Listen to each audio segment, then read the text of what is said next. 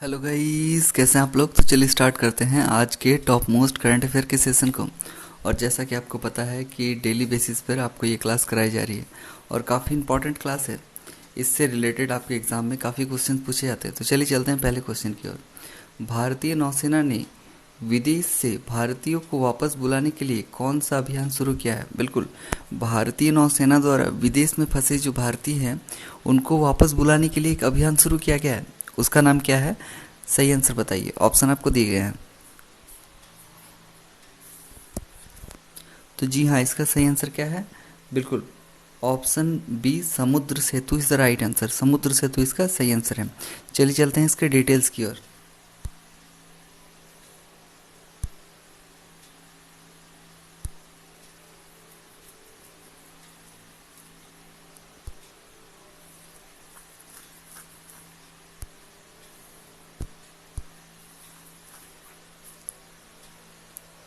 जी हाँ, ध्यान दीजिएगा। सबसे पहले इस अभियान में नौसेना जहाज जलसव और आईएनएस मगर को मालदीव भेजा गया है और पहली यात्रा के दौरान 1000 लोगों को लाने की योजना बनाई गई है और इसमें चिकित्सा सुविधाओं के साथ सोशल डिस्टेंसिंग का भी पालन रखा जाएगा। बिल्कुल, और भारतीय नौसेना द्वारा जो भारतीय विदेश में फंसे हुए हैं उसको वापस बुलाने के लिए एक बहुत ही बड़ा महत्वपूर्ण कदम उठाया गया है और काफ़ी प्रशंसनीय भी है। तो चलिए चलते हैं नेक्स्ट क्वेश्चन की ओर। काफ़ी इंपॉर्टेंट है।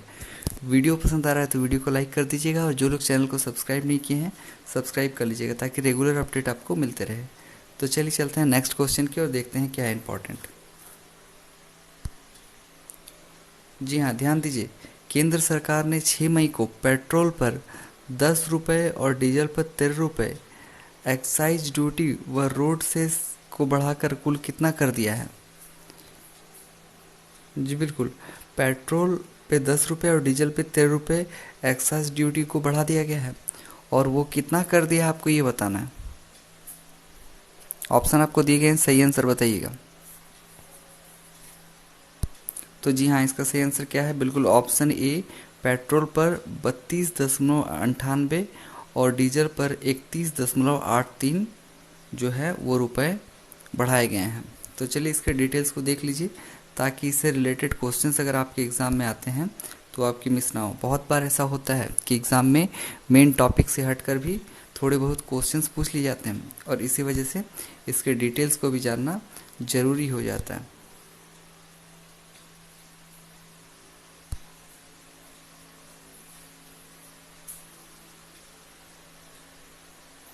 तो जी हाँ, चलते हैं आगे की ओर और काफ़ी इम्पॉर्टेंट सेशन है और सेशन को ज़्यादा से ज़्यादा शेयर कीजिए ताकि ज़्यादा से ज़्यादा लोग जुड़ सकें और उन्हें ये इम्पॉर्टेंट करंट अफेयर का सेशन डेली मिल सके। तो चलिए चलते हैं नेक्स्ट क्वेश्चन की ओर, देखते हैं क्या है स्पेशल।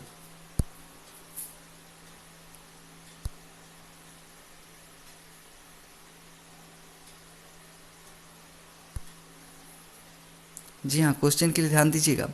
कोविड-19 के मद्देनज़र किस शहर में सरकार ने निजी अस्पतालों का अधिग्रहण कर लिया है? बिल्कुल, कोविड-19 को देखते हुए कौन सा ऐसा शहर है जहाँ पे सरकार ने निजी अस्पतालों को अपने कब्जे में लिया है, मतलब उसका अधिग्रहण कर लिया है? ऑप्शन आपको दिए गए हैं, सही आंसर बताइएगा। तो जी हाँ, इसका सही आंसर क्या है? बिल्कुल, इसका सही आंसर है option D, Gurugram is the right answer. Gurugram में ऐसा किया गया है। तो चलिए देखते हैं क्या है डिटेल्स, क्यों किया गया है ऐसा, जानते हैं।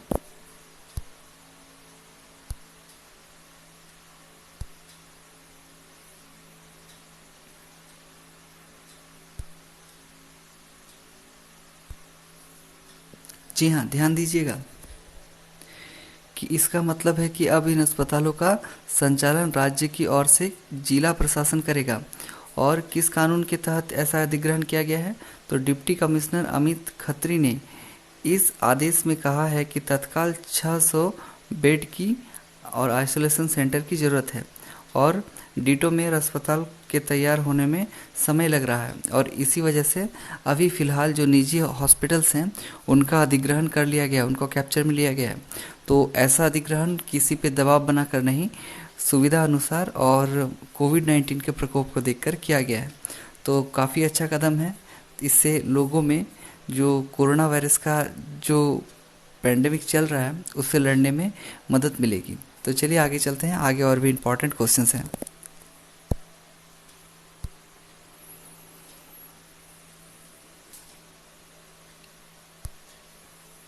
जी हाँ, ध्यान दीजिएगा, किस राज्य ने लॉकडाउन को 29 मई तक के लिए बढ़ा दिया है? बिल्कुल, अब राज्य धीरे धीरे अपना अपना लॉकडाउन को बढ़ा रही है।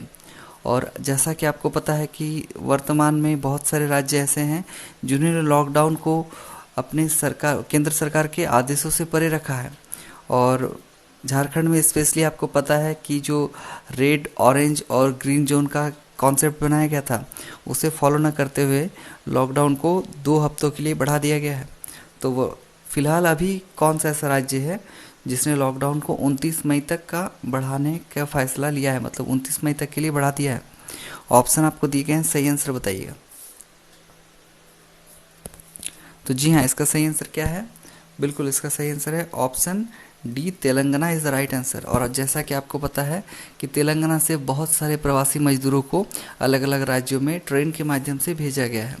तो चलिए इसके डिटेल्स को देख लीजिए, क्योंकि डिटेल से आजकल काफ़ी क्वेश्चंस बन रहे हैं।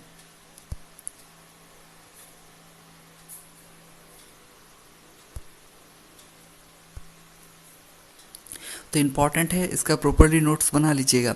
और जी हाँ, जो लोग मेरे सेशन को डेली अटेंड कर रहे हैं उनके लिए एक स्पेशल न्यूज़ है कि कमिंग डेज में बहुत सारी क्लासेस मैं कंडक्ट कराने जा रहा हूँ, जिसमें स्पेशली जेपीएससी की शानदार क्लासेस होने वाली है। और क्लासेस चालू भी हो गई हैं। एक दो सर या मैम आपके चैनल में आके क्लासेस ले रहे हैं, आप देख सकते हैं। तो इसलिए रेगुलर जुड़े रहिए हमारे साथ। जिन लोगों ने चैनल को अभी तक सब्सक्राइब नहीं किया है, सब्सक्राइब कर लीजिए और रेगुलर अपडेट पाने के लिए बेल आइकन को प्रेस कर दीजिएगा। तो चलिए चलते हैं आगे की ओर, देखते हैं क्या है स्पेशल।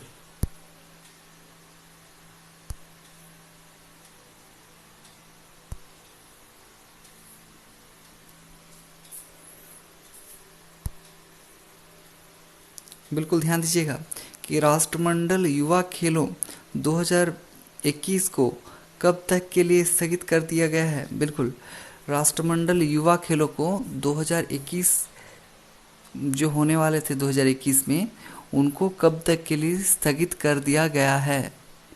राष्ट्रमंडल युवा खेलों को स्थगित किया गया है। ऑप्शन आपको दिए गए हैं, सही आंसर बताइएगा।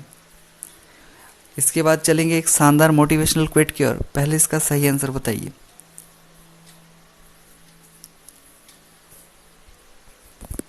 तो जी हाँ, इसका सही आंसर क्या है? बिल्कुल इसका सही आंसर है option D, 2023 is the right answer. जो राष्ट्रमंडल युवा खेल है उन्हें 2023 तक के लिए फिलहाल पोस्टपोन कर दिया गया है और ये अस्थायी रूप से किया गया है। तो चलिए आगे चलते हैं, इसके डिटेल्स को थोड़ा देखते हैं। काफ़ी इंपॉर्टेंट हो जाता है इसके डिटेल्स को देखना।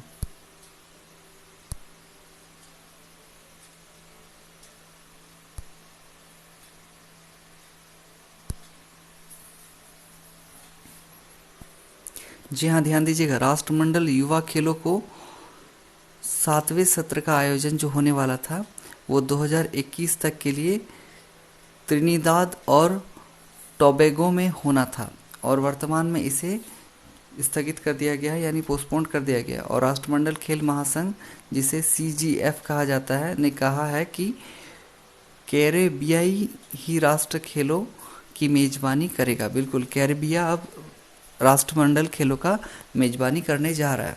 तो चलिए चलते हैं आज के शानदार मोटिवेशनल क्विट की ओर। काफ़ी शानदार क्विट है, ध्यान दीजिएगा। बिल्कुल, आज का सुविचार, मेहनत इतनी खामोशी से करो कि तुम्हारी सफलता शोर मचा दे। बिल्कुल, मेहनत आप करो तो इतनी खामोशी से करो कि अगर दाएं हाथ से काम करते हो तो बाएं हाथ को पता ना चले, पर आपकी सफलता शोर मचाएगी। जी हाँ, आपके मेहनत में अगर सच्चाई है, ईमानदारी है, तो आपकी सफलता शोर मचाएगी। तो कहते हैं कि मेहनत एकदम शांत होकर कीजिए, आपका रुतबा, आपका जज्बा को सलाम करेंगे लोग आगे जाकर। तो चलिए आगे चलते हैं, आगे और भी इम्पोर्टेंट क्वेश्चंस हैं।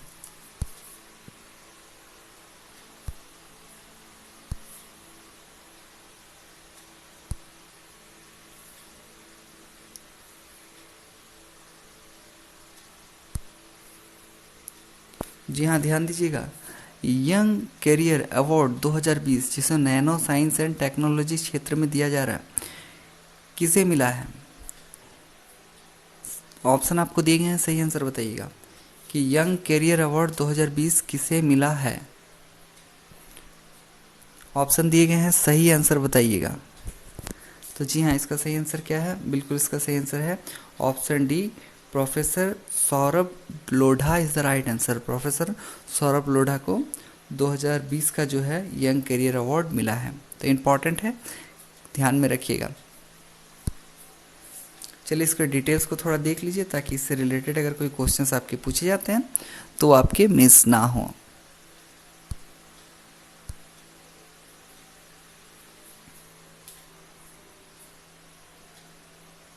तो चलिए चलेंगे आगे की ओर। आगे और भी इंपॉर्टेंट क्वेश्चंस का कलेक्शन है, उनको लेते हैं।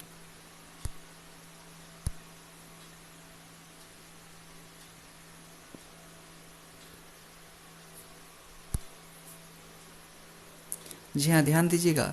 बैडमिंटन वर्ल्ड चैंपियन 2020 में कब तक के लिए स्थगित कर दिया गया है? बिल्कुल, बैडमिंटन के लिए जो वर्ल्ड चैंपियनशिप होने वाला था वो 2020 में होने वाला था, जिसे कब तक के लिए पोस्टपोन कर दिया गया है आपको ये बताना है।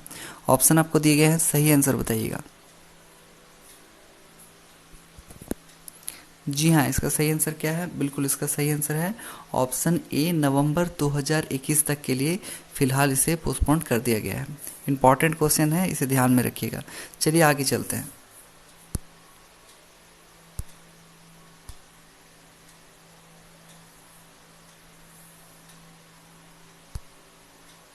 तो ये इससे रिलेटेड नोट से काफ़ी इंपॉर्टेंट है, और जैसा कि आपको पता है कि नोट से काफ़ी बार अलग अलग तरह के क्वेश्चंस पूछ लिए जाते हैं, तो ध्यान में रखिएगा, इससे रिलेटेड क्वेश्चंस बने हैं। तो चलिए आगे की ओर चलेंगे। आगे और भी इंपॉर्टेंट सेशन है, और ध्यान रखिएगा ये जो सेशन है स्पेशली आपके लिए लाया जाता है, और इसमें आपको डिटेल्स काफ़ी अच्छी तरह से बताए जाते हैं। तो आगे चलते हैं, लेते हैं नेक्स्ट क्वेश्चन को। वीडियो पसंद आ रहा है तो वीडियो को लाइक कर दीजिएगा, और जो लोग चैनल को अभी तक सब्सक्राइब नहीं किए हैं या पहली बार देख रहे हैं, सब्सक्राइब कर लीजिएगा ताकि रेगुलर अपडेट आपको मिलते रहे। तो देखिए क्वेश्चन पे ध्यान दीजिएगा कि इंटरनेशनल नो डाइट डे कब मनाया जाता है? इंटरनेशनल नो डाइट डे कब मनाया जाता है? ऑप्शन आपको दिए गए, सही आंसर बताइए। तो जी हाँ, इसका सही आंसर क्या है? बिल्कुल option A, 6 May is the right answer. 6 मई इसका सही आंसर है। तो चलिए चलते हैं इसके डिटेल्स की ओर, काफ़ी इंपॉर्टेंट है, देखते हैं।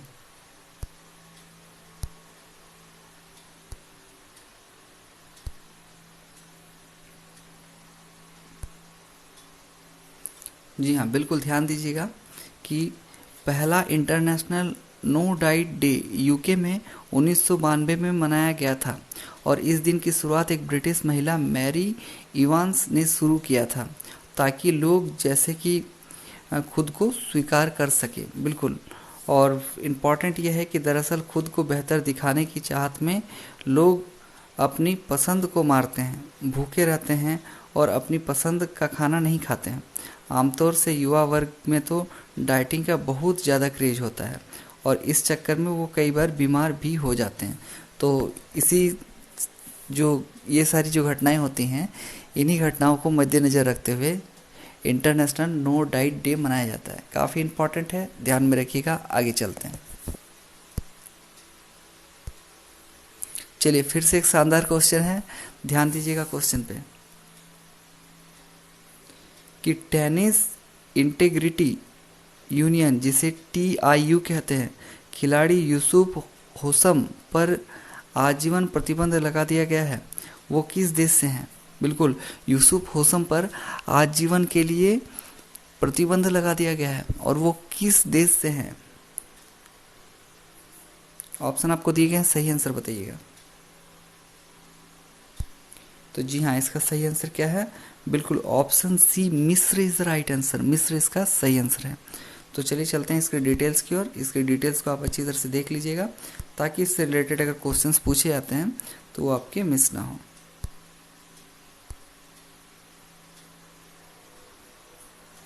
तो चलते हैं आज के लास्ट क्वेश्चन की ओर, और काफ़ी इंपॉर्टेंट क्वेश्चन है। और वीडियो पसंद आया तो वीडियो को लाइक कीजिएगा और शेयर ज़रूर कीजिए। सबसे ज़्यादा जो आपका रिस्पॉन्सिबिलिटी बनता है वीडियो देखने के बाद, कि वीडियो को आप ज़्यादा से ज़्यादा शेयर करें। तो चलिए देखिए आज के लास्ट क्वेश्चन को, काफ़ी इंपॉर्टेंट है।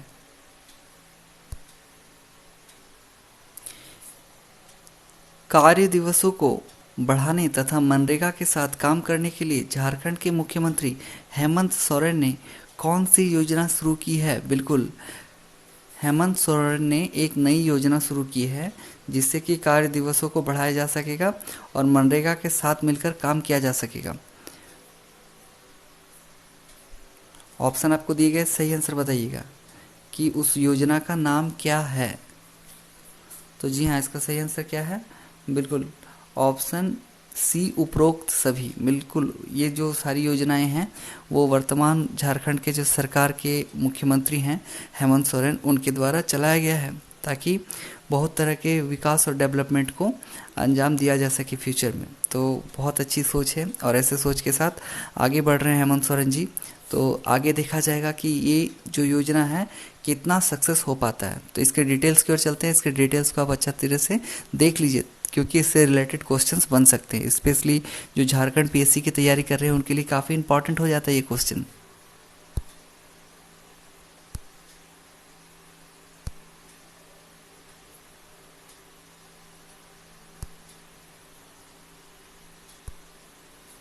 तो ये रहे इसके नोट्स, इसे ध्यान से पढ़ लीजिएगा।